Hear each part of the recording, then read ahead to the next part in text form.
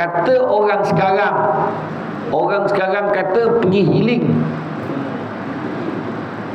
Dia kata, gimana nak healing dia kata kan. Yang ramai orang tak sadar, healing ni istilah untuk orang yang sakit mental. Susah kan. Dah lah bangang, tunjuklah bangang tu ke orang kata kan. Pergi healing je. Assalamualaikum warahmatullahi wabarakatuh. Waalaikumsalam warahmatullahi wabarakatuh.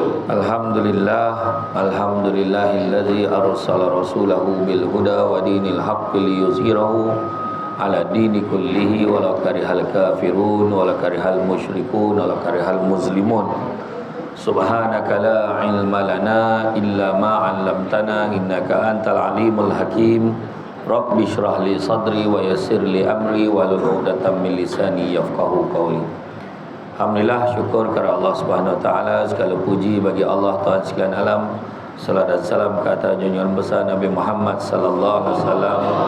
Masih banyak bersemua hadir pada hari ini. Alhamdulillah, syukur kepada Allah Subhanahu wa taala kerana dengan limpah dan izinnya dapat kita bersama-sama pada hari ini di dalam majlis ilmu yang mana Nabi sebut barang siapa yang mengikuti jalan-jalan ke majlis ilmu maka Allah akan anugerahkan kepadanya jalan-jalan ke syurga. Amin.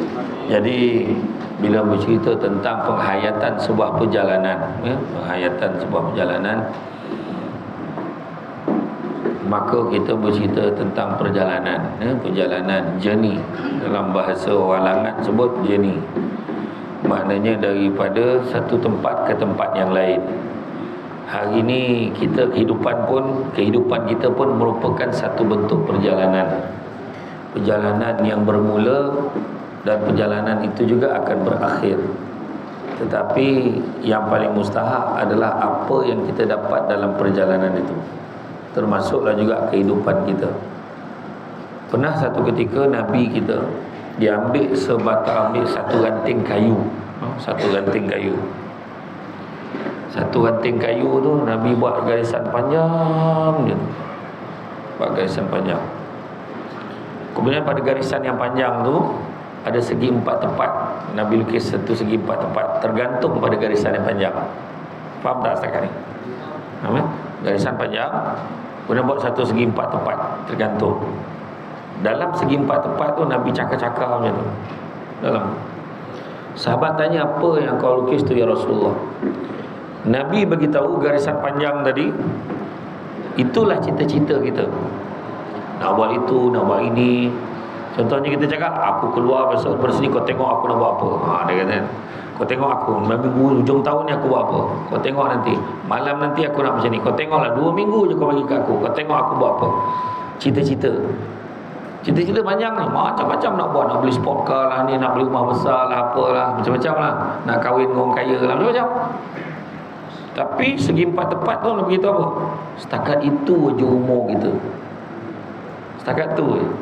Dan dalam tu bila cakap-cakap tu nak beritahu, itulah dugaan dalam hidup kita. Itu sebabnya bila ada dugaan, ada ujian kan, lah kejap je masa berlalu. Tiba-tiba dah tua, tiba-tiba dah nak mati dah. Lah tiba-tiba hari ulang tahun kelahiran kita yang ke-50 lah. Apa yang aku buat sama ni? Macam tak sedar. Contohlah kan. Jadi perjalanan ni semua, kehidupan memang satu perjalanan saya kata tadi. Dan perjalanan ni semua pasti ada pengajaran dia. Tentu ada perkara yang boleh kita ambil. Dan kalau kita tak belajar apa-apa dalam perjalanan itu, maka jadilah kita seorang yang sangat rugi. Dalam hidup kita ni ada 5 perkara yang kena ada. 5 perkara. Pertama, kita kena sabar. Sabar dengan ujian yang Tuhan bagi kata. Kan? Cantik dipandang bulan mengambang terang di awan. Kalau dah hidup namanya orang, takkan lari daripada ujian dan dugaan. Kedua, apa yang kena ada dalam hati kita ni? Kena ada apa yang disebut sebagai disebutkan sebagai hikmah. Kena percaya pada hikmah. Kan? Kena sabar, percaya pada hikmah. Lepas tu kena ada apa? Syukur dengan apa yang Tuhan bagi kat kita. Contohlah kan, kita dapat duduk dekat sini kan, syukurlah. Satu benda mungkin kita tak suka, kenapalah aku terkurung kat sini, kenapalah aku duduk kat sini. Satu aspek lagi, mujurlah aku duduk kat sini, elok sikitlah perangai aku ni. Contoh mungkin kawan-kawan kita ada lagi yang kat luar yang masih hanyut lagi, tak tentu arah apa dia nak buat dalam hidup dia. Malahan yang paling kurang bernasib baik, dia mati dalam keadaan itu. Malah contoh. Keempat, kita kena ada apa yang disebut sebagai apa yang disebut sebagai ikhlas. Ikhlaskan hati kita kan. Mula kita tak suka, tapi cuba kat cari ikhlas tu. Ikhlas ni kita tak harapkan apa pun, kita harap ganjaran daripada Allah Ta'ala. Kita nak berubah, tapi kalau kita mengharapkan orang-orang kuat dekat sini, ustaz-ustaz dekat sini kan, guru-guru dekat sini mengubah kita, kita akan kecewa. Sebab guru-guru kita ni pun manusia. Kita berdoa minta Tuhan berikan kekuatan pada kita untuk berubah. Yang kena berubah kita. Guru ni hanya bantu saja. Guru boleh buat macam-macam. Kita boleh hidangkan makanan, kita boleh hidangkan ayam kampung, sak lemak cilapi, siangan kentang, letak kan. Tapi kalau kita tak ambil suap dalam mulut kita, sampai mati pun tak makan benda tu. Tengok, bila lah aku nak makan. Dia kena ada usaha daripada kita. Nasib ada orang yang baik tolong suapkan kat kita. Itu pun kalau suap kita kumamnya tak kunyah-kunyah pun tak masuk dalam mulut. Nampak tak? Itulah kaedah yang kita kena faham. Tapi penghayatan sebuah perjalanan ni kita faham merujuk kepada perjalanan yang cukup bersejarah, iaitu perjalanan Nabi kita Nabi Muhammad SAW, perjalanan yang dinamakan perjalanan Isra Mi'raj. Isra ni daripada Masjidil Haram sampai ke Masjidil Aqsa. Mi'raj pula daripada Masjidil Aqsa naik satu langit sampailah bertemu dengan Allah di Hadratul Qudus. Allah Ta'ala berfirman dalam Al-Quran, a'udzubillahi minasyaitonirrajim, subhanallazi asra bi'abdihi lailan minal masjidil haram ilal masjidil aqsa allazi barakna haulahu linuriyahu min ayatina innahu huwas samiul basir. Sadaqallahul azim. Semua dah tahu ayat ni. Kalau saya tanya seorang-seorang, semua boleh beritahu maknanya. Sekejap saya tunjuk. Wah, tunduk terus tak payah lain kali lah saja.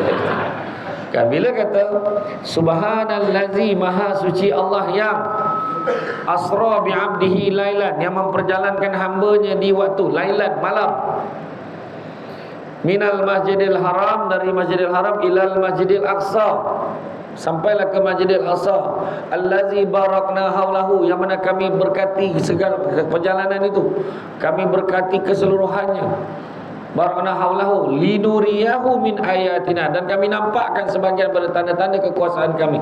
Innahu huwas samiul basir, sesungguhnya Allah Maha mendengar lagi Maha melihat.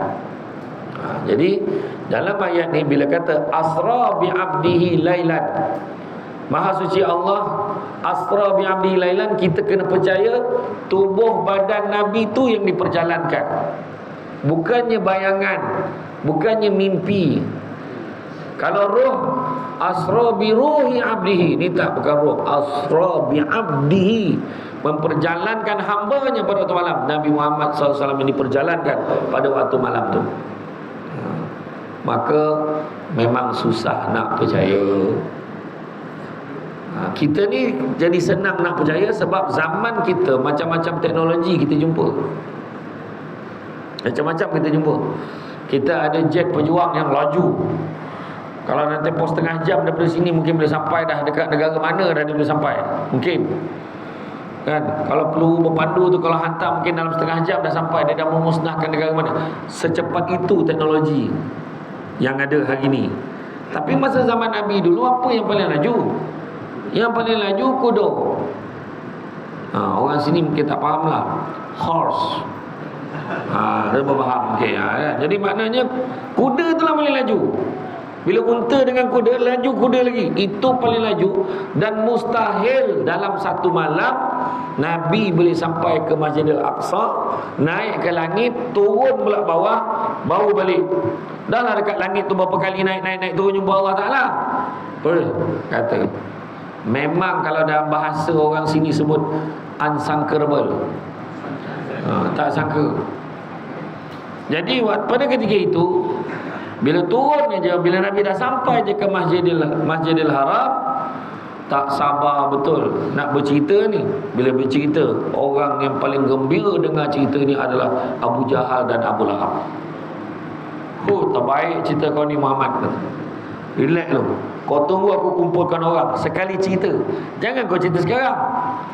Sebab Abu Jahal tak sabar nak mempersendakan Nabi kita dengan cerita yang pada ketika itu membongak Muhammad ni. Membohong apa hal pula satu malam kan. Dia lebih kurang macam ni lah nak bagi faham. Contoh, saya daripada Seremban kena pergi ceramah di mana? Singapura. Saya kena naik kapal terbang. Saya tengah siap kopiah saya ni. Saya punya topiah ni tengah terletak atas lemari tu. Semut tu tak macam mana dia main kat situ. Ada seekor semut tu dia boleh lari pergi situ, merayap sini. Dia merayap, saya dah siap, saya pun capai, sarung. Dah semut, wah pahal ni. Semut tu dah terperangkap kat sini. Saya pun jalan naik kereta, semut tu pun naik kereta. Daripada naik kereta sampai ke KLIA, parking, semut pun tengok. Wih, besar betul KLIA ni. Semut tu nampak KLIA macam mana. Saya naik kapal terbang, saya pun tengok pramugari tu, semut tu pun tengok. Lawa juga pramugari tu.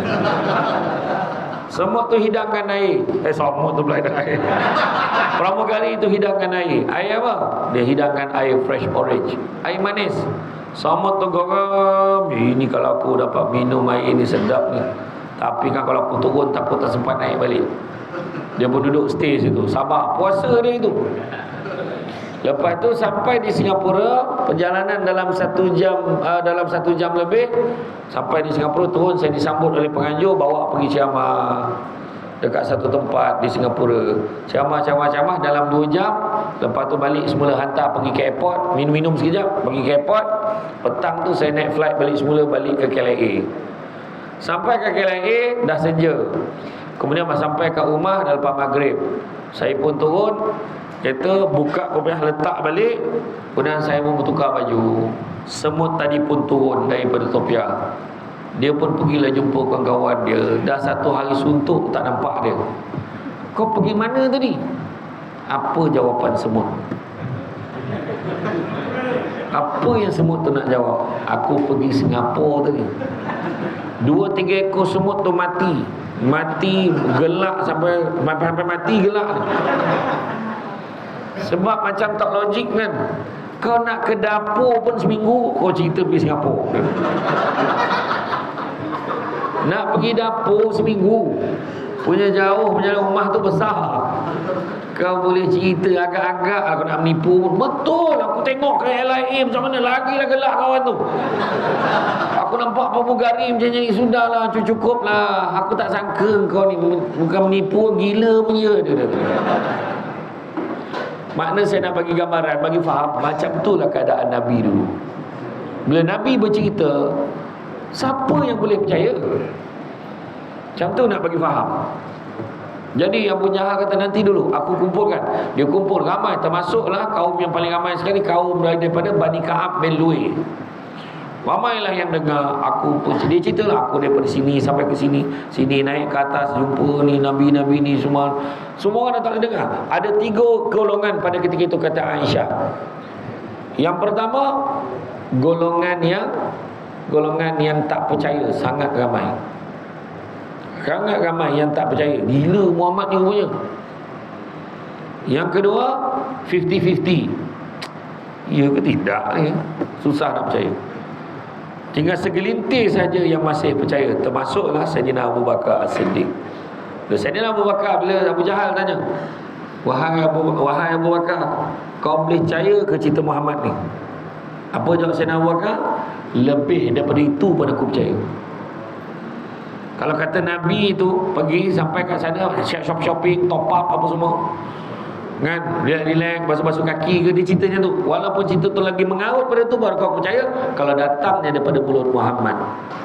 Nampak? Itu sepatutnya yang kita kena faham. Jadi itu sebabnya Sayyidina Abu Bakar dapat julukan As-Siddiq, yang membenarkan. Okey. Jadi perjalanan Nabi ini sebenarnya kita kena faham kenapa perjalanan tu dibuat. Okay, ini kena faham.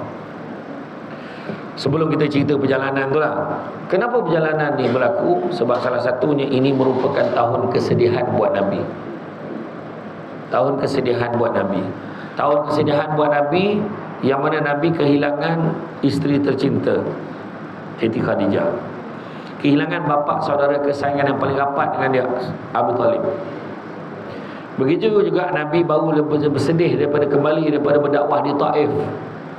Di Taif Nabi kena baling batu, Nabi kena maki, kena caci. Buat satu barisan ni, budak-budak ni pegang batu, mau balik kejar Nabi, balik berdarah-darah. Penuh sepatu Nabi dengan darah tu. Kalau dicurahkan tu, mencurah darah kalau terbalikkan kasut tu.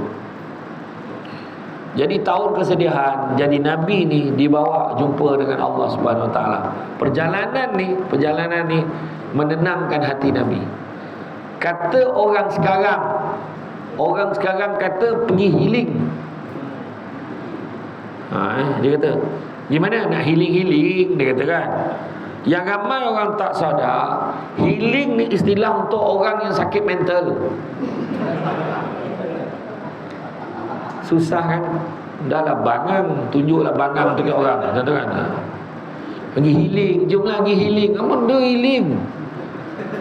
Tenangkan hati dan perasaan, sudahlah. Healing ni menyembuhkan apa yang kau sakit, cakap kan. Tapi kalau perjalanan kita dekat sini mencari ketenangan dan mencari jalan yang benar, okeylah. Tapi begitu juga Nabi ditenangkan hati dan perasaannya yang gundah gelana, sedih demi kesedihan, satu kesedihan. Jadi Nabi dibawa perjalanan untuk tenangkan hati Nabi. Okey. Sebelum perjalanan Nabi, kita tengok apa yang telah berlaku, kan? Apa yang telah berlaku, maka perjalanan Nabi itu sebelum bila Nabi balik tadi tu, Nabi kena ketawakan tu, macam-macam orang tak percaya, sampai kan terpaksa panggil seorang nama dia Uqail. Uqail ni rekod dia pernah duduk dekat dengan Baitul Maqdis, dengan Masjidil Aqsa tu. Dia pernah duduk dekat situ. Jadi orang tanya dia, Uqail, kau dengar cerita Muhammad, macam mana rupa Masjidil Aqsa tu? Nabi ceritalah, Masjidil Aqsa tu macam ni, bangunan dia macam ni, kubah dia warna macam ni, lebih kurang lah. Dia cerita macam tu. Kata Uqail, betul lah apa dia cakap tu. Nampak? Mana-mana boleh Nabi menipu. Mula cakap Nabi ni sihir lah, Nabi ni membongak lah. Mana mungkin satu malam puas memikirkan perjalanan tu macam mana. Dan sebelum melalui kejadian Isra' dan Mi'raj ini, Nabi mengalami pembedahan dada. Bedah dada Nabi yang dilakukan oleh malaikat Jibril dan Mikail, yang mana bila dah bedah, dikeluarkan hati Nabi itu, dicuci dengan air Zam-Zam. Ada sebut air kowe lah tadi. Air Zam-Zam. Dicuci dengan air Zam-Zam. Hebatnya air Zam-Zam ni, tuan-tuan sekalian, nak beritahu, di Arab Saudi, siapa yang dah pergi umrah, siapa yang dah pergi Mekah, Madinah, mungkin ada di kalangan kita cakap, aku ni tak boleh pergi. Tidak, memang tak boleh pergi kot. Jangan risau, insyaAllah. Kalau Allah Ta'ala kata ada rezeki, memang pergi. Dia bukan sebab kita ada duit. Ada orang tu duit sampai berjuta, satu hari pun tak pergi. Ada orang tu tak ada duit, ada je rezeki, orang belanja dia pergi. Jadi air Zam-Zam ni dekat sana sedap sangat, tak tahu kenapa. Kalau buat umrah kan, pergi Masjid Nabawi kita semayang kan, kita dahaga kita minum, sejuk dia punya sedap dia, tak boleh nak gambarkan. Kalau orang penat nak sa'i tu, ambil air tu, bagi tenaga balik. Memang sedap. Sampai ke Malaysia ada payau sikit rasa. Maknanya air itu bukan air biasa-biasa. Kemudian pernah satu ketika diupah penyelam profesional menyelam ke dalam telaga air Zam-Zam ni, untuk tengok kaji apa kelebihan air Zam-Zam. Sampai setengah jam tak timbul-timbul. Bila dia keluar balik, biru muka penyelam ni. Kata, kenapa? Dia kata, hebat sungguh air Zam-Zam ni. Apa yang kau jumpa? Wallahualam, dia tak boleh nak cerita. Hebatnya. Di istana Arab Saudi, Pernah dibuatnya, ubah suara dibuat construction, tebuk telaga ni, tarik pipe tu bawa sampai ke istana dengan harapan orang dekat istana Arab Saudi dia tak payah berebut. Dia tak payah berebut dengan orang lain. Buka-buka pipe dia dapat tanah. Nampak? Tu tujuan dia. Dengan kuasa Allah Ta'ala sampai kesudah tak keluar air tu. Nak beritahu Zam-Zam ni bukan untuk kau, untuk semua orang. Dan air Zam-Zam adalah satu-satunya air. Semua nanti jangan lupa bagi air Zam-Zam, jangan lupa bawa air Zam-Zam. Orang pesan apa? Sebab air Zam-Zam ni adalah satu-satunya air yang bergantung pada niat kita. Ya Allah, mudah-mudahan codiklah anak aku ni Allah. Minum. Boleh? Ya Allah, anak aku ni bangang ke melantun, ya Allah, tolonglah bagi minum. Ya Allah, laki aku ni Allah, biarlah dia tetap hatinya pada aku, ya Allah. Ya Allah, bini aku tak dengar cakap, ya Allah, mudah-mudahan lembut hati dengan cakap. Ikut kita sebenarnya. Jadi memang pelatih dekat sini semua kena bagi air Zam-Zam. Order air Zam-Zam bagi semua sikit. Doa kan. Mana yang dogi dah memang batat kepala orang tu kan. Sumek kan tuntung kan air Zam-Zam kan. Mandi yang sekali. Payah warna kan. Air sungai tapi ini tak mahu dia berubah kan. Bagi tu. InsyaAllah. Tapi saya tengok nampak ada cahaya perubahan tu ada. InsyaAllah. Saya tengok lebih bercahaya daripada saya gitu. Sebab kau pakai baju putih. Tuan janganlah perasan sangat kan. Tak beritahu kena pakai baju putih. Tahu tadi saya pakai baju putih kan. Tapi betul, macam tu lah. Dan lepas dicuci tu, dicuci ketulan hitam, dibuang ketulan hitam, buang ketulan hitam yang ni alaqah pada hati Nabi tu. Alaqah ni dekat situlah tersimpannya perasaan was-was. So pada Nabi kita tak ada was-was. Boleh tak boleh? Aku boleh tapi macam saya tak boleh ke? Itu kita. Nabi tak macam tu. Ada satu kisah tu. Tuan guru tu, anak murid datang, Tuan guru, tadi saya nampak ada seekor ikan hanyut. Elok lagi ikan tu. Saya nak tanya, boleh tak saya makan ikan ni? Tapi saya tak tahu siapa punya ni. Dia macam hanyut. Bukannya ikan berenang ni, ikan hanyut. Apa pandangan Tuan Guru? Haram hukumnya kalau kita makan, tapi kita tak tahu siapa mempunyanya. Saya baru cadang nak bagi dua dengan Tuan Guru. Nanti dulu. Bagi saya semak dulu kitab saya. Dia pun tengok kitab. Aku baru tengok kitab merah aku tu. Kalau kau makan seorang, hukumnya haram. Bagi dua, tak apa. Dia kata. Itu was-was lah tu. Maknanya boleh adjust pula. Kejap ni, kejap ni. Tapi Nabi kita tak. Kalau boleh, boleh. Tak boleh, tak boleh. Itu je. Kalau haram, haram lah. Tak boleh, tak boleh. Sebab dalam Islam, matlamat tak pernah menghalalkan cara. Contohnya kita ambil bahan-bahan terlarang. Niat kita, alah dah tenang-tenangkan diri sikit. Matlamat tak pernah menghalalkan cara. Nak tenangkan diri, cara yang betul ada. Dalam perjalanan ni akan ditunjukkan. Kemudian dituangkan hikmah, ilmu dan iman ke dalam dada Rasulullah SAW. Maknanya benda dalam hati Nabi ni, ilmu, letakkan iman, letakkan hikmah. Sebab Nabi ni kalau mengajar orang ke, Nabi banyak pakai hikmah, psikologi kan. Jadi selesai pembedahan, kemudian selepas itu dimetrikan pada bahu Nabi ni, diletakkan satu tanda di belakang Nabi ni, khatimin nubuwah, Nabi yang terakhir. Maknanya tak ada Nabi dah selepas Nabi kita. Tiba-tiba ke Malaysia ada seekor. Bukan seorang, seekor. Mengaku dia Nabi untuk orang Melayu. Alhamdulillah, tak lama kena tangkap. Dan dia diletak kat pusat pemulihan. Nak dia betulkan cuci beli otak dia tu. Dan dia mati. Dan meninggal dah orang tu. Jadi mana kata tak ada dah Nabi selepas Nabi. Kemudian didatangkan seekor binatang yang bernama buraq. Buraq ni kelajuannya lebih laju daripada kelajuan cahaya. Macam contoh lampu celait. Torchlight, tak faham celait kan. Lampu torchlight tu kalau kita suluh kita on je, contoh kita tutup lampu semua, kita tekan je, sap lampu kan. Kita macam mana sejauh, secepat mana lampu tu kita boleh nampak dekat dinding tu, dia lebih laju daripada tu. Buraq ni. Buraq ni menurut ilustrasi digambarkan kepala ni macam kuda tapi bersayap kan.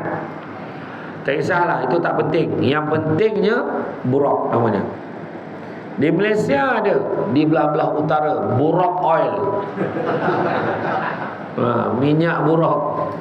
Saya tak berani isi minyak kat situ, takut laju sangat kereta saya. Buraq oil kan, dekat belah-belah utara banyak lah, belah Perak, Kedah kan, nampak buraq oil. Jadi dalam perjalanan itu Nabi ditemani oleh malaikat Jibril dan Israfil. Tiba di tempat-tempat yang tertentu yang bersejarah, Nabi singgah untuk solat. Singgah, Nabi solat sunat 2 rakaat. Sebab datang tempat-tempat mana sebaiknya solat. Jangan lupa solat. Nak beritahu kepentingan solat.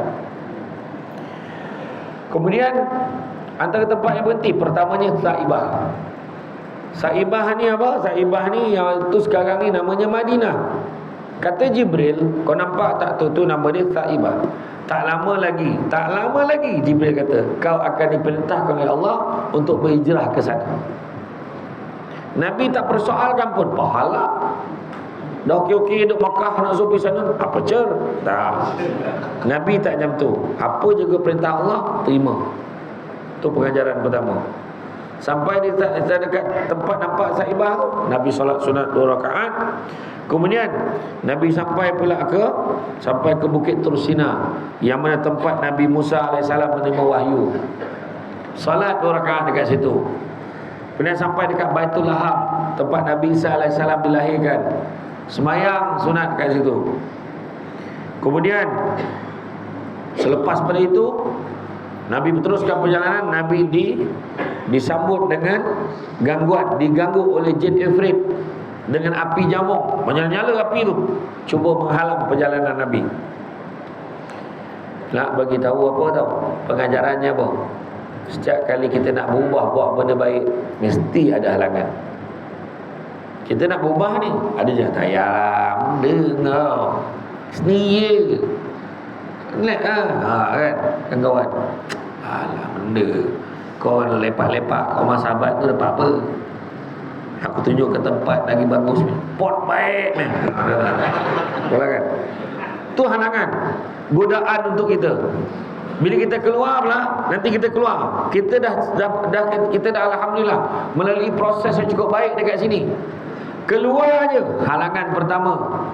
Halangan pertama, kawan-kawan lama datang cari kita. Boy sombong sekarang. Boy mentang-mentang dah pakai kopiah putih sekarang. Mak juga ada. Tersaunnya kita. Tak adalah, mana ada kita buka balik. Halangan. Kemudian orang mula tak percaya. Kau percayalah dia ni kau tak tahu apa, dia ni bekas-bekas tu. Kau dia ni bekas tu. Dia kata kan. Ayat orang-orang ni. Halangan. Macam-macam halangan. Itu sebab jadilah kita seperti ikan di lautan. Berpuluh tahun, beratus tahun duduk dekat dalam laut, tapi tubuh badannya tak pernah masin, walaupun lautan tu masin. Itulah keimanan seekor ikan. Dan manusialah yang bertanggungjawab merosakkan dia hingga memasinkan dia, keringkan dia masih lagi belum masin. Ditaburkan garam, dijemur, buntang mata ikan. Pernah jumpa ikan lelap? Tak ada. Buntang matanya sebab dia tidak rela dimasinkan. Macam itulah kita. Bila keluar orang cakap lah apa pun, aku tetap akan bertahan. Aku nak berubah. Kalaupun orang satu dunia tolak aku, walaupun satu dunia tak nak aku, Allah dan Rasul ada bersama dengan aku. Macam tu ya. Apa kata Nabi kepada Imam Ibn Abbas? Nabi pegang dada Imam Ibn Abbas ketika berusia 13 tahun masa tu. Apa kata Nabi? Nabi kata, kalau satu dunia ini berhimpun nak memberi manfaat kepada kamu, nescaya kamu tidak akan mendapatkannya melainkan sekadar yang Allah dah tentukan untuk kamu. Kalau satu dunia ni berhimpun nak memudaratkan kamu, nak jatuhkan kamu, nak kenakan kamu, ia tidak akan berlaku melainkan sekadar yang telah Allah izinkan untuk kamu. Tu je. Bukan manusia. Itu pesanan saya. Kemudian Nabi jumpa dengan peristiwa-peristiwa ajaib. Antaranya, ya, Nabi jumpa kaum yang sedang bercucuk tanam. Cucuk tanam, tumbuh pokok, keluar buah. Petik buah tu, keluar lagi, seolah-olah masih belum petik. Petik buah, keluar lagi. Petik, keluar lagi. Kata Jibril, inilah orang yang berjihad fi sabilillah, di jalan Allah, yang digandakan pahala kebajikannya sebanyak 700 kali ganda kebajikan, malahan lebih lagi daripada itu. Kemudian lalu pula dekat tempat berbau harum. Apa tempat ni? Tempat apa yang bau harum ni? Bau wangi. Tempat apa? Kilang minyak wangi ke? Tempat apa? Dia lalu pada kubur Masyitah. Kubur Masyitah ni tukang sisir rambut anak Fir'aun. Dia sisir rambut anak Fir'aun tu, terlepas sikat tu, terlepas daripada mulut Masyitah. Allah ada sebut macam tu. Bila sebut Allah, maka anak Fir'aun pun tanya, nama apa yang kau sebut tu? Apa yang kau sebut tu? Allah tu. Maka jawab Masyitah, sesungguhnya Allah itu adalah Tuhan, tak Tuhan aku dan Tuhan kita semua. Terkejutlah anak Fir'aun. Apa cer? Selama ni yang dia tahu Fir'aun tu Tuhan, bapak dia.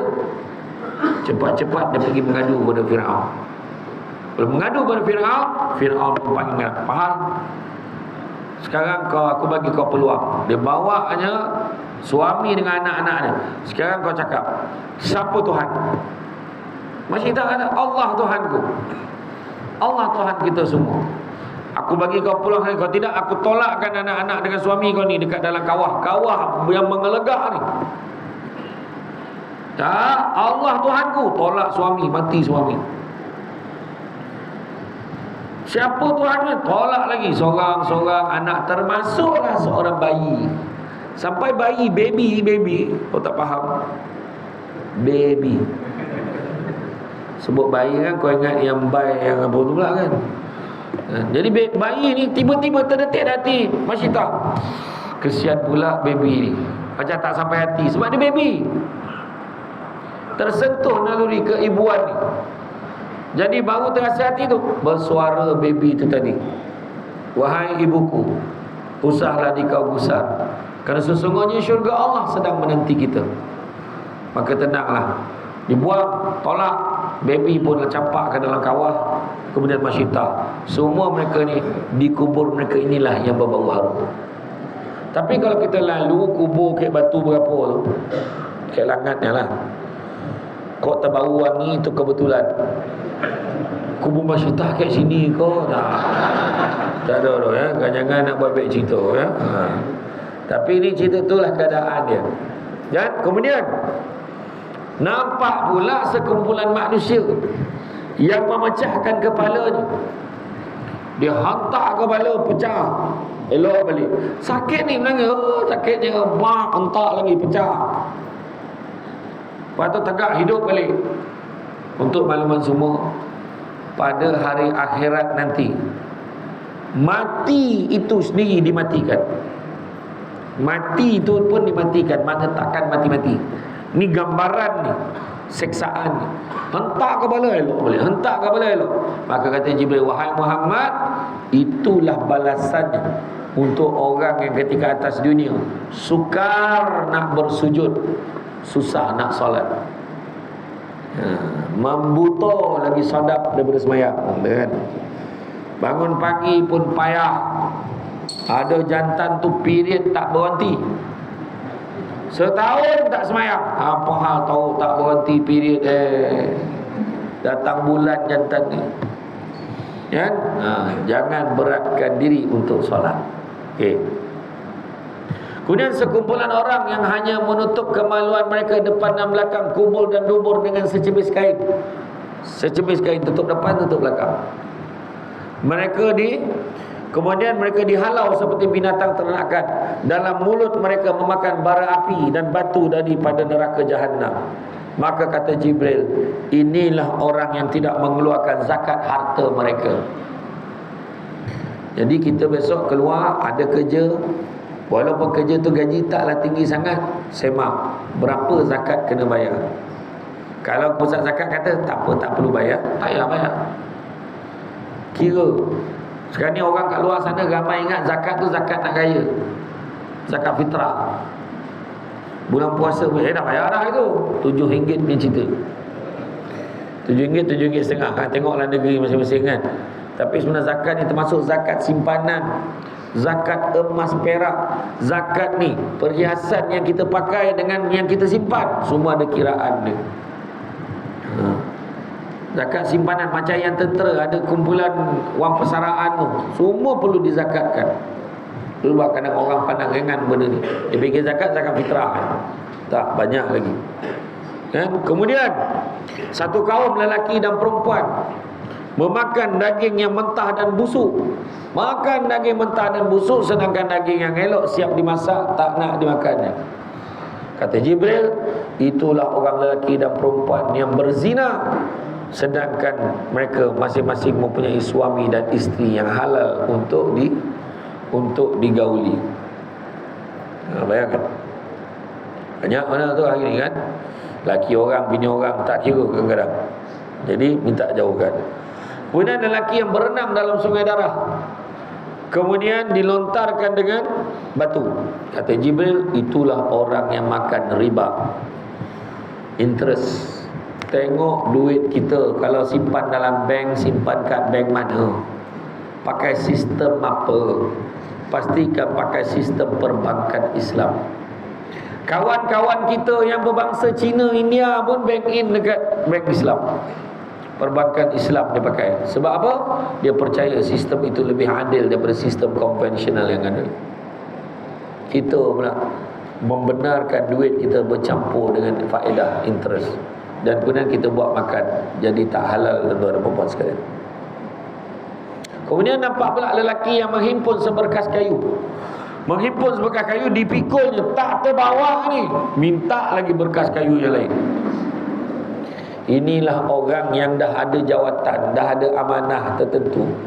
Amanah yang sedia ada pun tak terbawa, dia minta lagi amanah lain. Sibuk nak pegang jawatan lain.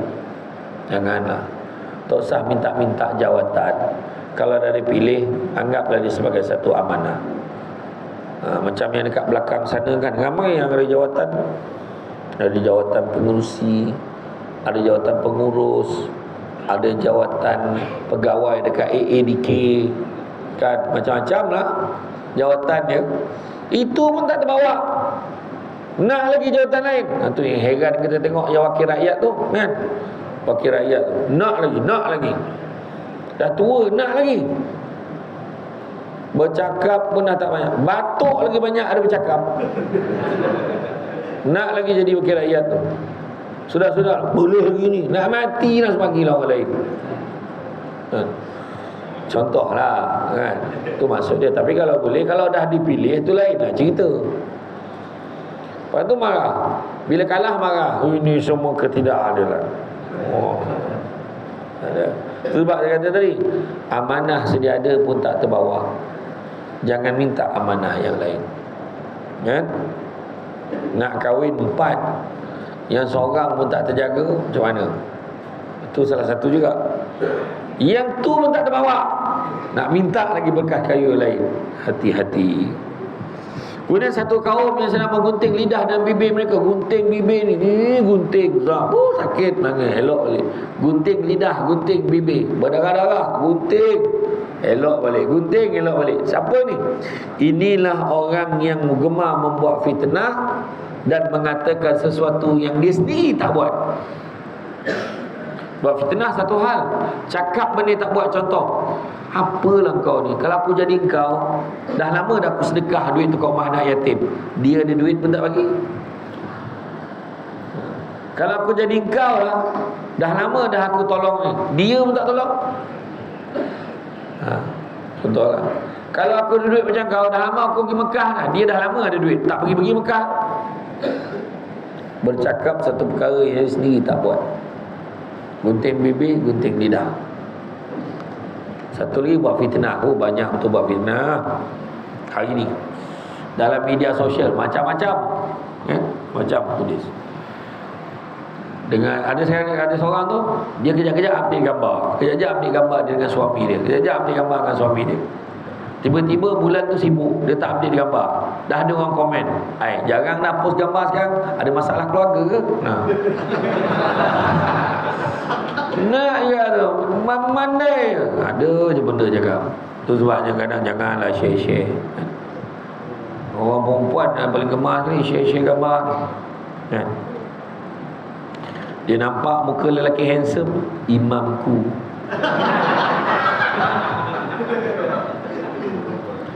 Nampak muka tak boleh belah kan? Lain.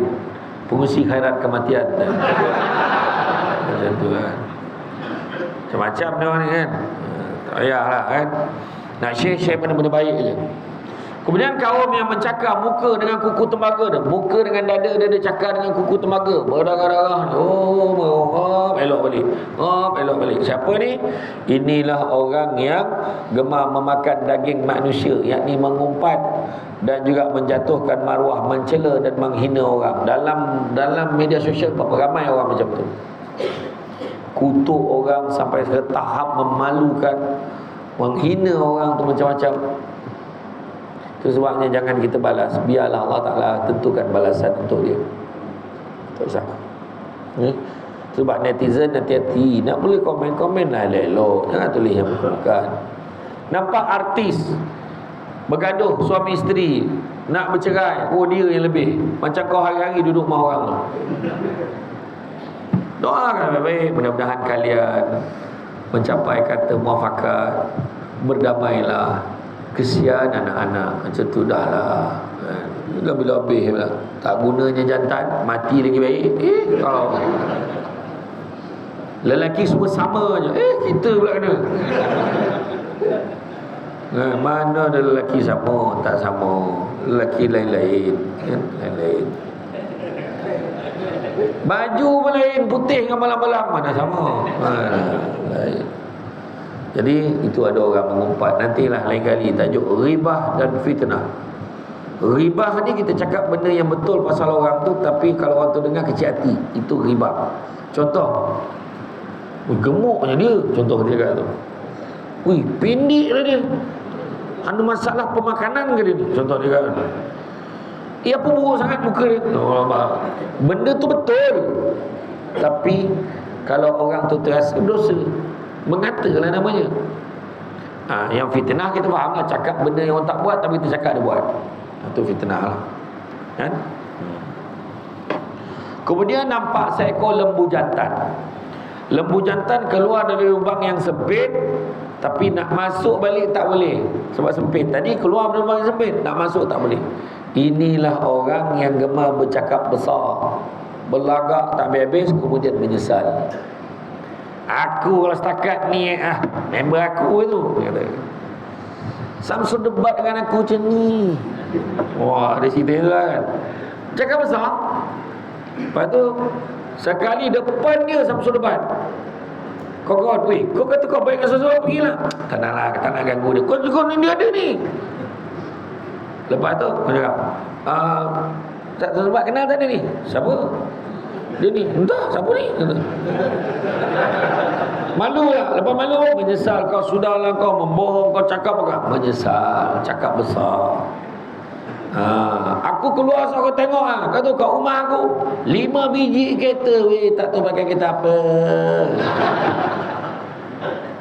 Aku ni kaya raya, sebenarnya aku masuk pesan ni saja nak tenangkan diri je. Belagak. Sekali pergi kat luar, sampai ke rumah dia kereta sorok kan, tak apa-apa kereta yang ada.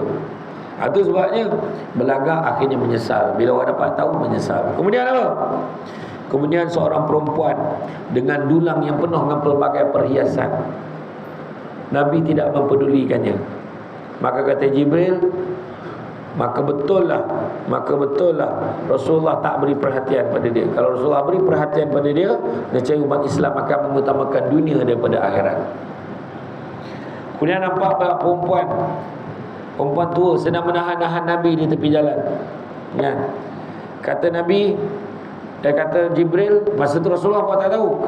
Kata Jibril, itulah orang yang mensia-siakan umurnya sampai ke tua. Tak buat apa pun.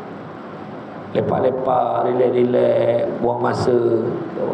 Dan yang ketiga, nampak seorang perempuan tua bongkok 3. Dan dia cuba menahan Rasulullah tidak mempedulikannya juga. Kata Jibril, itulah dunia. Dah tua sangat dah. Dah bongkok 3 tu dah tua sangat. Tunggu masa nak kiamat. Bayangkanlah, zaman Nabi dunia dah tua, zaman kita lebih lagi. Tunggu masa dia nak kiamat.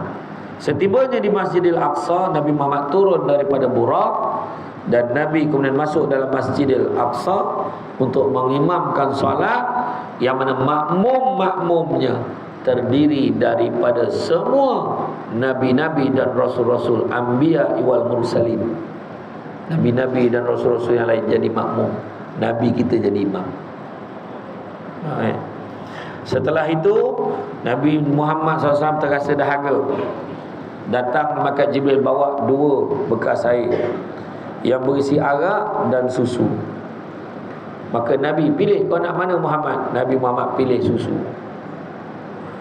Kata Jibril, Nabi buat pilihan yang tepat.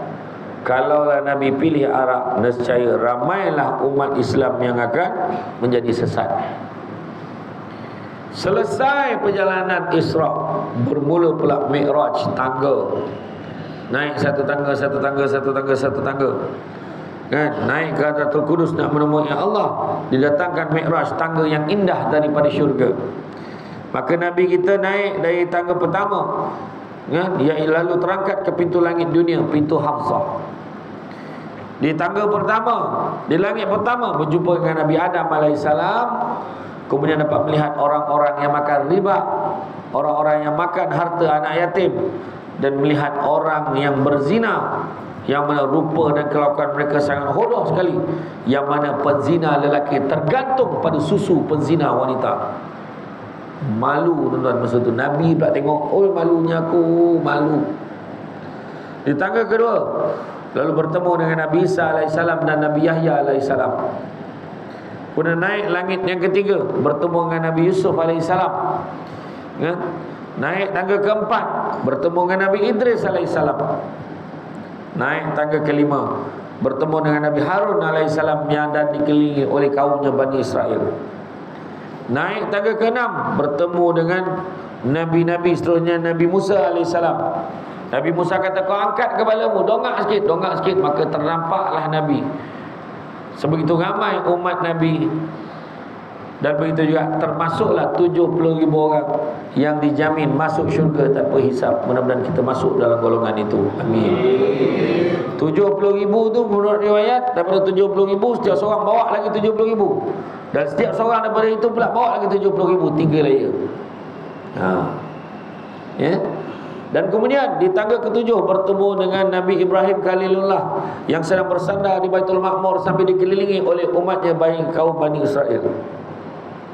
Pada ketika itu Rasulullah SAW diberitahu oleh Nabi Ibrahim. Apa Nabi Ibrahim beritahu? Wahai Muhammad, tak pernah aku tengok umat yang paling masakin sekali, umat yang paling miskin sekali. Tak pernah tengok umat kau lah Muhammad paling miskin sekali. Apa maksud Nabi Ibrahim miskin ni? Umur dah lah tak panjang, pemalih beribadah. Umat Islam akhir zaman ni boleh nampak cukup malas, zikir sikit-sikit je. Kalau mengaji satu muka dah lah. Kalau jumpa ustaz bagilah saya amalan. Amalan pendek-pendek je, minta pendek je. Tak ada minta banyak, bagilah amalan yang baik untuk diamalkan. Tak, bagilah ayat yang pendek-pendek yang senang nak ingat. Tu je dia minta. Jadi kata Nabi Ibrahim, itulah sebabnya miskin, kurus kering. Kata, umur dah lah tak panjang, pemalas pula beribadah. Tu dia. Habis nak buat macam mana? Maka Nabi Ibrahim kata, suruhlah umatmu menanam tanaman-tanaman syurga. Apa dia tanaman syurga tu? La haula wala quwwata illa billahil aliyil azim. Dalam satu pandangan kata, subhanallah walhamdulillah wala ilaha illallah wallahu akbar wala haula wala quwwata illa billahil azim. Namanya haukil. Untuk makluman semua, yang Nabi Ibrahim bagi kat Nabi kita ni adalah merupakan khazanah daripada syurga, yang turun hanya untuk umat Nabi Muhammad SAW dan tak dapat pada kaum-kaum yang lain. Ya. Kemudian di tangga yang ke-8, di sinilah disebut sebagai Al-Kursi, berbetulan dengan dahan pokok Sidratul Muntaha. Rasulullah SAW menyaksikan pelbagai keajaiban pada pokok itu. Sungai air tak berubah, sungai susu, sungai arak, kemudian sungai madu lebah. Buah, daun-daun, batang dan dahan-dahannya berubah-ubah warna dan bertukar menjadi permata yang indah. Unggas-unggas emas berterbangan. Semua keindahan itu tak terperi oleh manusia. Baginda SAW dapat menyaksikan juga sungai Al-Kausar yang terus masuk ke dalam syurga. Seterusnya baginda masuk naik syurga dan melihat ke dalam neraka beserta melihat penghuninya, dengan Malik sebagai penunggunya. Nama Nabi dapat tengok syurga, Nabi dapat tengok neraka. Dalam neraka ramai orang perempuan. Tahu tak apa. Orang perempuan ni tahu ramai dalam neraka, tapi macam tu juga degil. Tapi bukan perempuan yang datang ni lah. Ni semua okey, tempat lain. Ya. Kemudian di tangga ke-9 berbetulan dengan pucuk pokok Sidratul Muntaha, Rasulullah SAW masuk ke dalam nur dan naik ke mustawa dan syaridul aklam, lalu dapat melihat seorang lelaki yang gaib dalam nur arash Allah itu. Siapakah lelaki itu? Itulah lelaki di dunia yang lidahnya seringkali lidahnya basah berzikir, kemudian hatinya tertumpu penuh pada masjid, dan begitu juga dia tidak pernah memaki hamun kedua ibu bapanya. Dan di tangga ke-10, inilah kemuncaknya. Rasulullah menghadap Allah Ta'ala di Hadratul Qudus dan Hadratul Rabbul Arbab, lalu dapat menyaksikan Allah dengan mata kepalanya. Dia nampak Allah, terus Nabi sujud. Kemudian Allah Ta'ala beritahu, ya Muhammad. Nabi jawab, labbaika. Kemudian Allah Ta'ala beritahu, angkatlah kepalamu wahai Muhammad dan bermohonlah. Tengok, nak tunjuk adab Nabi, nampak tu sujud.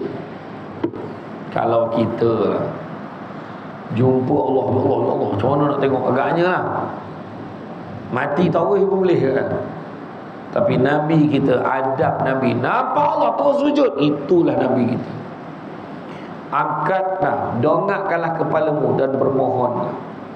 Nabi dongak kepada Nabi mohonlah, Nabi puji apa yang Allah bagi dekat Nabi-Nabi yang lain. Apa dia? Dia kata apa? Ya Allah, kau bagi Ibrahim, kau jadikan Ibrahim sebagai Khalil. Kau berikan dia kerajaan yang besar. Kau berkata-kata dengan Nabi Musa. Kemudian engkau berikan Daud kerajaan yang besar dan dia dapat kelebihan boleh melembutkan besi. Itu Nabi Daud.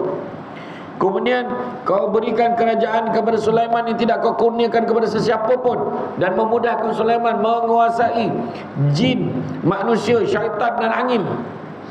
Kau ajarkan Isa Taurat dan Injil, dan dengan izinmu dia dapat menyembuhkan orang buta, orang sopak, dan menghidupkan yang mati. Dikau lindungi dia dan ibunya daripada syaitan. Akhirnya Nabi minta apa? Nabi sibuk sebut kelebihan-kelebihan orang lain. Cuba kalau kita tiba-tiba Perdana Menteri panggil, sekarang apa yang kamu nak? Dah siap senarai. Siap senarai. Tapi Nabi kita ni dalam bahasa orang langat humble, merendah diri. Nabi tak minta. Nabi sebab apa? Kau bagi kelebihan pada ni, kau bagi Nabi Ibrahim macam ni, kau bagi Nabi Sulaiman macam ni, kau bagi Daud. Maksudnya secara hikmahnya Nabi bagi tahu, kau dah bagi yang terbaik untuk nabi-nabi lain. Untuk aku ni terserahlah kau nak bagi apa. Sebab itu Nabi kita. Tapi kalau dengan manusia jangan kau buat macam tu. Dia tak faham. Itulah orang tu dapat ni, orang tu dapat ni, orang tu dapat ni. Sudah kau tak minta apa, memang kau tak dapat. Macam tu je lah. Kena sebut betul apa yang kita nak. Jadi apa Allah Ta'ala beritahu? Sebabkan Nabi dah sebut macam tu, wahai Muhammad, aku angkat kau sebagai kekasihku. Declare Nabi kita kekasih Allah. Aku perkenankanmu sebagai penyampai berita gembira dan amaran buat umatmu. Sebab apa menjadi penyampai berita gembira? Sebab Nabi dah tengok syurga macam mana. Macam mana menyampaikan amaran? Nabi dah tengok siksaan untuk orang-orang yang tak betul ke atas dunia ni. Jadi boleh bagi amaran. Ketahuilah dalam neraka besok macam mana. Suruh beritahu dah. Kemudian aku buka dadamu dan buangkan dosamu. Tak ada dosa Nabi kita. Aku jadikan umatmu sebagai sebaik-baik umat. Allahu Akbar. Dan aku berikan keistimewaan kepadamu pada hari kiamat. Umat Nabi Muhammad SAW pada hari akhirat akan dihisap dulu sebelum umat-umat yang lain. Malahan ketika Nabi berada di saat-saat akhir dah nak mati sangat, dah nazak masa tu, Jibril janji apa? Wahai Muhammad, diharamkan syurga itu untuk orang lain.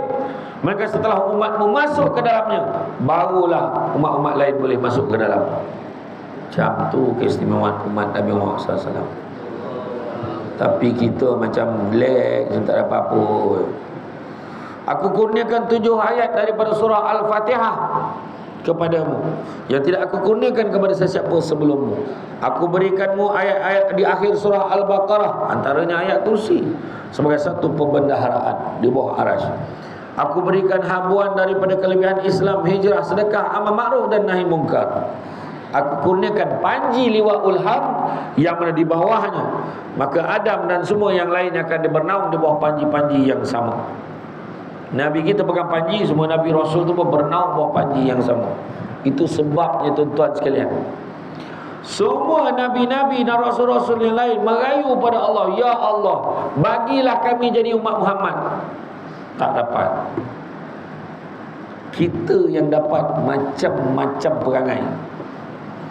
Itu sebab ubah perangai kita. Kita ni sebaik-baik umat tau. Tunjukkanlah kebaikan kita sebenarnya. Dan aku fardukan kepadamu umatmu, aku fardukan ke atasmu dan umatmu 50 waktu solat. 50 bukan 5. Bayangkan. Setelah itu Nabi pun turun balik. Selesai munajat, Nabi pun turun, jumpa balik Nabi-Nabi yang dia dah jumpa tadi. Sampailah ke tangga yang ke-6 jumpa dengan Nabi Musa tu. Nabi Musa kata, apa je? Sembahyang kau berapa waktu? 50 waktu. 50. Oh, tak terbuat umat kau. Baik kau naik balik. Baik kau naik balik jumpa dengan Allah Ta'ala. Dia tak ia pula sayangkan umat. Nabi pun naik balik tangga sampai jumpa Allah. Ya Allah, boleh tak kurangkan? Turun macam dapat kurang tak? Dapat kurang 5. Sekarang tinggal 45. 45 ni pun banyak. Tak terbuat umat kau. Baik kau naik. Naik turun, naik turun, naik turun 9 kali. Turun, naik, turun, naik, turun, naik. Sampailah dah 9 kali tu. Nabi Musa tanya, dah berapa dah? Tinggal 5 je wahai Musa. 5 ni pun tak terbuat umat kau. Baik kau naik. Nabi kata, dah tak ada muka dah aku ni, minta malu sangat dah. Cukup dah 5. Maka Nabi Musa dengan hampanya beritahu, ketahuilah wahai Muhammad, 5 ni pun berat untuk umatmu. Betul tak? Betul. Dan selepas itu, sebenarnya ramai yang tak tahu, tapi saya share je lah. Salah satu sebab kita tahu Nabi Musa ada kelebihan dapat berkata-kata dengan Allah, tapi Nabi Musa tak pernah melihat wajah Allah. Jadi itu sebabnya bila Nabi Muhammad SAW naik turun tu, setiap kali turun kau pergi naik, minta kurang lagi. Sebab Nabi Musa seronok tengok cahaya wajah Nabi kita setiap kali naik berjumpa dengan Allah dan turun. Itu sebenarnya. Baik kau naik, kau minta kurang lagi. Sebenarnya dia seronok tengok muka Nabi. Naik turun, naik turun. Itu pun ada yang cakap tu, Nabi patut kena naik sekali lagi. Itu akal kau tak nak semayang. Cukuplah tu 5 tu. Dahlah dalam 5 waktu tu, solat yang paling susah nak buat adalah solat yang paling sikit rakaatnya.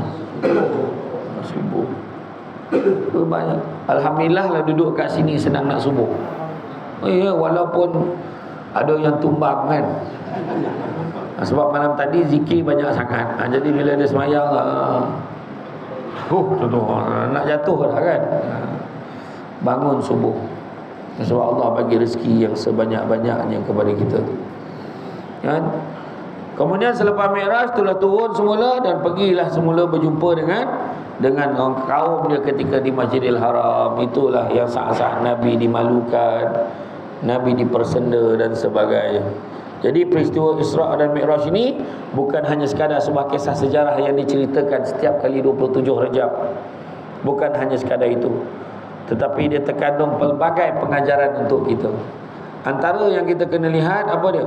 Yang pertamanya, dalam peristiwa Isra' Mi'raj ni menggambar kepada kita bahawa Baitul Maqdis itu adalah milik harta umat Islam. Jadi kalau ada orang mengaku-ngaku lah tu dia punya, kalau kita nak tunjuk bukti, tunjukkan Al-Quran. Kedua, mengakui kebesaran Allah. Allah kalau nak buat, Allah boleh buat macam tu je. Allah nak ubah kita, macam tu je. Allah nak bantu kita, macam tu je. Allah tak akan tolong kita. Jadi kenapa kita tak yakin? Kenapa kita masih lagi bergantung harap pada manusia? Allah kalau nak bantu kita semudah itu. Sebab bila setakat nak datangkan buruk sekor tu, tak ada hal. Kocik punya hal. Nampak tak? Lagi laju daripada yang Datuk Seri S. Sabiwelu sebut dulu kan. Kita akan mementingkan perkhidmatan pos. Hari ni pos semalam sampai. Macam mana?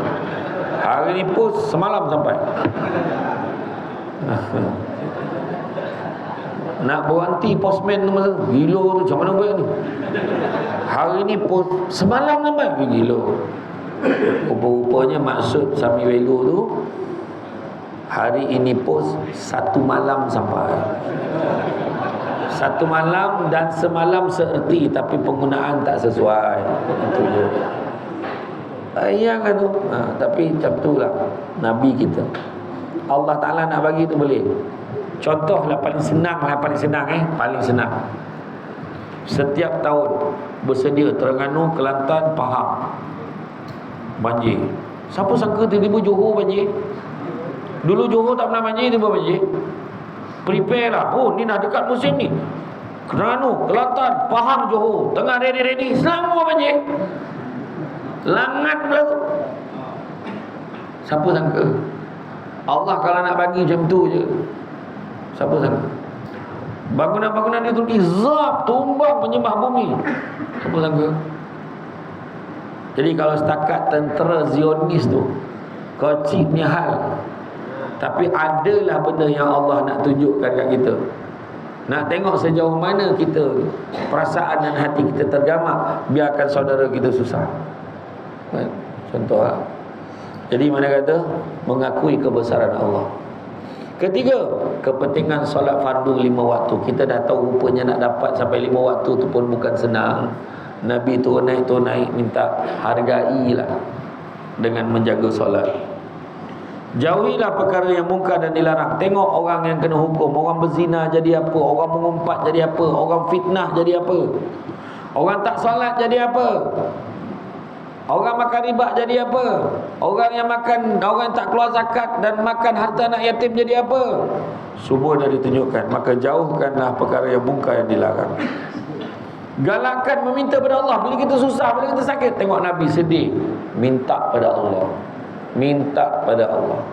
Dan begitu juga kesedihan terhadap dunia, pengubat rindunya adalah Allah Subhanahu Wa Taala. Ya Allah, bantulah aku ya Allah. Bantulah aku ya Allah. Jangan putus asa. Dalam surah Az-Zumar ayat 53, Qul ya ibadiyallazina asrafu ala anfusihim la taqnatu min rahmatillah innallaha yaghfiruz dzunuba jami'a innahu huwal ghafurur rahim. Apa maksud ayat ni? Wahai hamba-hamba, Wahai hamba-hamba yang kul ya ibadiyallazina asrafu ala anfusihim. Wahai hamba-hamba yang asrafu, yang melampaui batas ala anfusihim, ke atas diri mereka sendiri. Kita semua, termasuk saya, kita kadang-kadang merosakkan diri kita, melampau-lampau merosakkan diri kita. Kita tak fikir Tuhan, kita tak fikir mak ayah kita, kita tak fikir agama kita, kita rosakkan diri kita, melampau-lampau. Teruk dah. Ada orang dekat sini yang sampaikan ketagih dulu sampai sepak ahli keluarga dia. Ada orang dekat sini sampai ada yang membunuh. Ada orang sampai kat sini sampai buat benda-benda yang tak terfikirlah kat otak kita. Menghina, cakap di luar sana kadang-kadang. Saya pun kadang kalau marah jadi macam tu. Kan? Kadang-kadang bila kita marah macam-macam kita cakap. Dan tapi dalam ayat tu Allah Taala sebut, wahai hamba-hamba yang melampaui batas, la taqnatu min rahmatillah, jangan putus asa dengan rahmat Allah. Allah beritahu, innallaha yaghfiru dzunuba jami'an. Allah nak ampunkan dosa-dosa kesemuanya. Nah, innahu huwa ghafurur rahim. Sesungguhnya Allah Maha Pengampun lagi Maha Penyayang. Jadi kita ni melampau, tapi minta ampunan Allah, sebab Allah memang nak ampunkan dosa-dosa kita. Jadi dalam peristiwa Isra Mi'raj ini, dia bukanlah satu peristiwa yang nak kita perdengarkan setiap tahun, tapi yang paling penting sekali adalah kita menghayati. Itu sebab tajuk hari ini, penghayatan sebuah perjalanan. Jadi perjalanan yang panjang ni memberi gambaran kepada kita. Kita jadi umat Islam yang bertuah kerana dapat soalan bocor. Dah tahu dah, orang ni buat ni jadi apa, orang ni buat apa jadi apa. Kan? Kita tengoklah, orang berzina jadi apa, orang ngumpat jadi apa. Soalan bocor. Kalau kita lah nak ambil SPM, dah dapat soalan bocor tapi tak boleh jawab, apa maknanya? Bangang tu. Ayah nak jawab. Dah dapat soalan bocor, patut boleh jawab, skor. Macam tu lah. Dan ingat, dalam senarai neraka-neraka yang ada dalam dunia, dalam akhirat besok, neraka sa'ir, neraka macam-macam neraka. Ada satu neraka namanya neraka sa'ir ni. Neraka sa'ir ni dikhususkan untuk orang yang diberi peringatan tapi dia tak nak dengar. Itulah nerakanya. Wah. Kan? Jadi mana kata, insafilah, hayatilah perjalanan itu.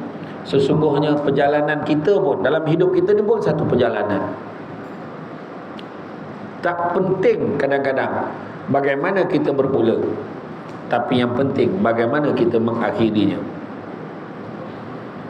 Kadang-kadang mungkin kita bermula sebagai seorang yang hebat, seorang yang baik, seorang yang sangat ceria, seorang yang sangat berjaya, ataupun mungkin kita seorang yang popular. Macam saya inilah, dah mula sekarang glamour. Contoh kan. Tapi sebenarnya yang penting macam mana kita berakhir. Orang tu kita nampak kaya, kaya lah tu, aku ya Allah seronok kalau jadi macam dia. Rupanya tanya dia tak seronok pun. Kalau tanya saya lah, Samsul Bat ni, saya rindukan suasana waktu saya ceramah dulu, waktu saya belum jadi Samsul Bat, waktu orang tak kenal saya. Saya lagi seronok, senang. Tadi makan roti canai pun nak ambil gambar, heran aku. Tengah ambil orang ambil gambar habis lah. Bil. Itulah kan. Orang nak tahu, orang lain lah makan, ambil gambar kan saya. Allah. Sebenarnya itulah dia manusia. Dia nak sesuatu, bila dapat dia tak nak. Ya. Rimas weh kan, nak sampai satu tahap. Kena sampai satu tahap. Tapi adalah hikmahnya, kebaikan Allah bagi satu benda. Jadi itu sebabnya kita belajar bersyukur. Belajar bersyukur. InsyaAllah mudah-mudahan Allah akan bantu kita semua. Saya doakan yang ada di sini berjaya dunia akhirat. Saya doakan dipermudahkan perjalanan bila keluar daripada tempat ini. Saya doakan anda semua terus menjadi ejen yang membantu masyarakat supaya mereka semua dapat menjadi berjaya seperti kita, insya-Allah. Jadi itu saja daripada saya. Bak kata orang, sepandai-pandai tupai melompat akhirnya jatuh ke tanah jua, walaupun perkongsian sudah tamat, mudah-mudahan meresap ke dalam jiwa.